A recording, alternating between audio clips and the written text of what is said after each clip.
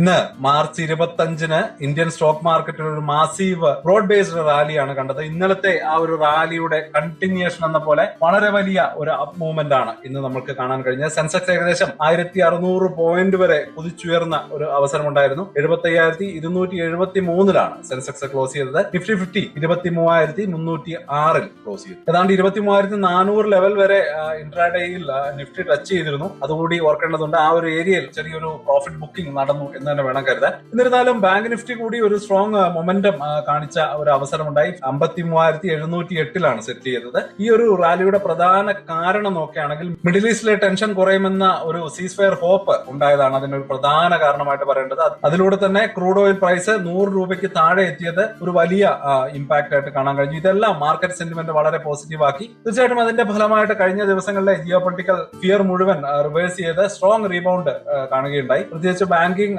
Metals, PSU സ്റ്റോക്കുകൾ നല്ല രീതിയിൽ റാലി ചെയ്തു. ടോപ്പ് സ്റ്റോക്ക് ന്യൂസുകൾ നോക്കുകയാണെങ്കിൽ United Spirits Royal Challengers Sports Private ലിമിറ്റഡിലെ 100% സ്റ്റേക്ക് ഏകദേശം 16,660 കോടി വാല്യുവേഷനിൽ സെല് ചെയ്യാൻ സാധ്യതയുള്ള ന്യൂസ് കാരണം സ്റ്റോക്ക് ഫോക്കസിൽ എത്തിയിട്ടുണ്ടായിരുന്നു. വാരി എഞ്ചിനീയേഴ്സ് 3,900 കോടി കാപെക്സ് അപ്രൂവ് ചെയ്തു. പുതിയ ഗ്ലാസ് മാനുഫാക്ചറിംഗ് ഫെസിലിറ്റി സെറ്റപ്പ് ചെയ്ത് ബാക്ക്വേർഡ് ഇന്റഗ്രേഷൻ ലക്ഷ്യമിടുന്നുണ്ട്. അതുപോലെ തന്നെ അദാനി എന്റർപ്രൈസസ്, അതുപോലെ തന്നെ Adani Ports geo political deescalation ന്യൂസുകൾ കാരണം ഹെവി വോളറ്റാലിറ്റിയും സ്ട്രോങ് ബൈയിങ്ങും ഇൻട്രസ്റ്റ് കാണുകയുണ്ടായി.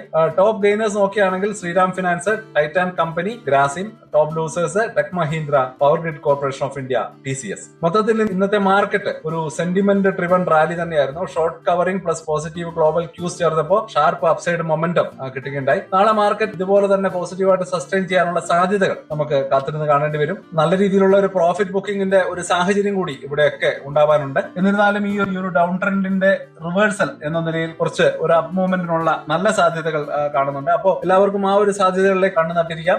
അതുവരെ നമുക്ക് സേഫ് ആയിട്ട് ട്രേഡ് ചെയ്യാം. Happy investing. ബൈ.